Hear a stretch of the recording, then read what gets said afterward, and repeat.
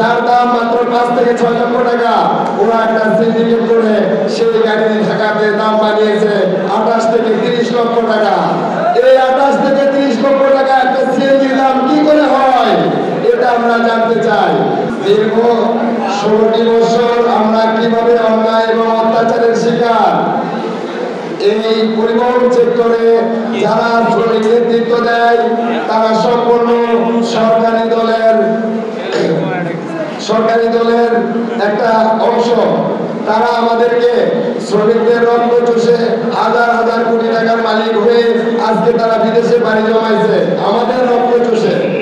তো এখান থেকে আমরা বেরিয়ে আসতে হলে এই বিভিন্ন ভাইয়ের গণ অধিকার পরিষদের নেতৃত্বে এবং আমাদের যে শ্রমিক অধিকারের নেতৃত্বে আমাদের শ্রমিকের যে ন্যায্য পাওনা সেটা আদায় করে নিতে হবে।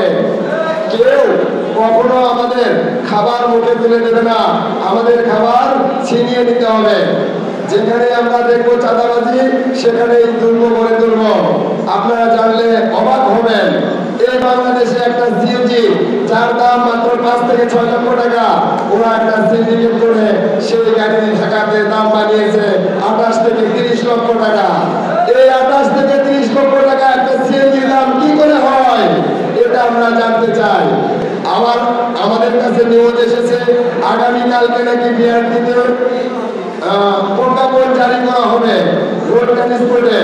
এই প্রজ্ঞাপনে কাদেরকে তারা ইনভাইট করে, আগের যে আওয়ামী দালাল ছিল শ্রমিক নেতা বাংলাদেশ সড়ক পরিবহন শ্রমিক লীগের সভাপতি হানিফ মোটর এবং কামাল একটা শ্রমিক সংগঠনের সাধারণ সম্পাদক, সে যুবলীগের প্রেসিডিয়াম, যুবলীগের ঢাকা মেডিকেল ইউনিটের সাধারণ সম্পাদক। তো আওয়ামী লীগের চামচাদেরকে নিয়ে বিআরটিতে যে তারা প্রজ্ঞাপন জারি করবে, আমরা এটা কখনোই করতে দেব না। এখানে আমাদের শ্রমিক অধিকার পরিষদের প্রতিনিধি থাকতে হবে, না হলে আমরা ন্যায্য অধিকার থেকে অবশ্যই বঞ্চিত হব।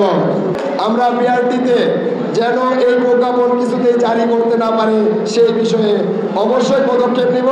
আপনারা সবাই ঐক্যবদ্ধ থাকবেন। শ্রমিকদের অধিকার আদায় করতে হলে শ্রমিকরা একতা থাকতে হবে এবং একটা ছায়াতলে থাকতে হবে। গণ অধিকার পরিষদ বাংলাদেশে এখন অন্যতম ছায়া। এই আমরা যে 2024 সালে স্বাধীনতা পেয়েছি, সেই স্বাধীনতার মহান ঘোষক ডাকসুর সাবেক আমাদের এই স্বাধীনতার মহান ঘোষক, সেটা আমরা বাংলাদেশের সব মানুষই মোটামুটি জানি। তাহলে আমাদেরকে তার ছত্র ছায়ায় তার যে অঙ্গ সংগঠনগুলো আছে, আমরা যে যে সেক্টরে কাজ করি অবশ্যই সেই সেক্টরগুলোতে আমাদের যোগদান করা উচিত। আমরা আব্দুর রহমান ভাইয়ের এই শ্রমিক অধিকার পরিষদের হাতকে শক্তিশালী করার জন্য সবাই ঐক্যবদ্ধ থেকে ইনশাল্লাহ এদেশ থেকে চাঁদাবাজকে বিদায় করে ছাড়ব।